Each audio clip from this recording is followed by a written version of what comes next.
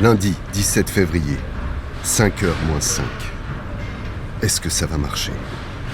Je suis en sueur et ce n'est pas la fatigue du travail. Respiration difficile, battements sourds dans la poitrine, l'angoisse. À cet instant précis, l'idée de la défaite m'est insupportable. Les raisons se bousculent dans ma tête. Les fouilles des gardiens, les minutes de pause volées, le médecin du travail acheté. 5h moins 2. Pour l'honneur, a dit Primo. Pour la dignité, avons-nous mis sur les tracts. Je regarde autour de moi. Pas de blouse bleue. Pas de blouse blanche. Ils nous font le coup du mépris. Vos tracts, on s'en fout. L'usine ne s'arrêtera pas parce qu'on la tient bien en main. Vous débrayerez à 20 ou 30, nous vous remplacerons et les 2 chevaux sortiront normalement. Oui, le coup du mépris. Georges me fait un signe. Plus que 30 secondes. Le vacarme de l'atelier marche à fond. Plus que quelques instants. Ça y est, 5 heures. J'arrête les balancelles et j'enlève mes gants. Lentement, ostensiblement, pour faire voir autour de moi que je débraye. Simon s'est immobilisé aussi. Le vacarme, il me semble bien que ça diminue. Un coup d'œil au carrousel des portières, il est arrêté. Georges pose ses outils. Stéphane et Pavel remballent. J'écoute de toutes mes forces la grande chaîne. Oui, elle fait de moins en moins de bruit. De place en place, je vois des hommes qui la quittent. Il est 5h01.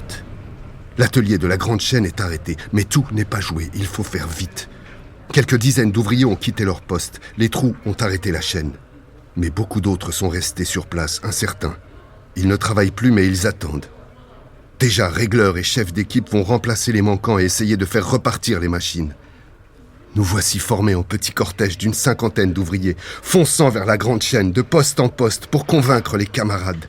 Allez, arrête, viens avec nous, tu vois bien que c'est bloqué partout. Et puis, à partir de maintenant, tu travailles gratuitement pour le patron. Ne laisse pas tomber les camarades qui débrayent. Ça commence à dégager sérieusement sur les chaînes. Certains regagnent les vestiaires, d'autres viennent gonfler notre cortège.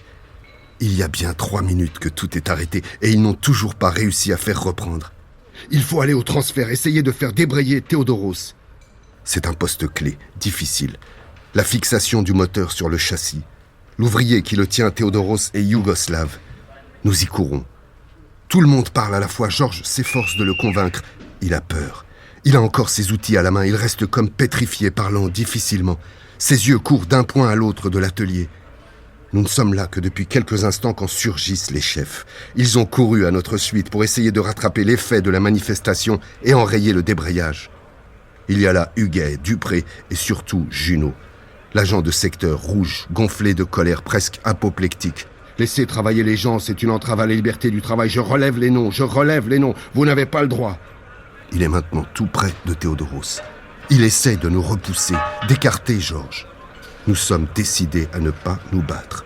Un coup, une empoignade, et ce sera le licenciement immédiat. Nous restons là, nous faisons masse, pendant qu'il tempête et postillonne, avec sa liberté du travail, un ouvrier fatigué et angoissé, que Citroën a décidé de river à la chaîne 3/4 d'heure de plus. Tout à coup, Théodoros lâche ses outils et se met à hurler. Les ouvriers accourent de partout. Notre petite troupe est soudain en crue, l'atelier arrêté pour de bon. Maintenant, une trentaine de camarades de la peinture débouchent de l'escalier. C'est une vraie manifestation de quelques 200 ouvriers qui parcourent l'usine immobilisée. Sortie tumultueuse, effusion. Ça a marché. Toute l'usine arrêtée. Réunion fiévreuse au Café des Sports. On fait et on refait les comptes dans le sous-sol. Le 84, le 85, le 86. Tous les ateliers se sont arrêtés. Il y a plus de 400 grévistes. Pas une voiture n'est sortie après 5 heures. Maintenant, il faut tenir. Nous rédigeons un tract. Tout est prêt tard dans la nuit.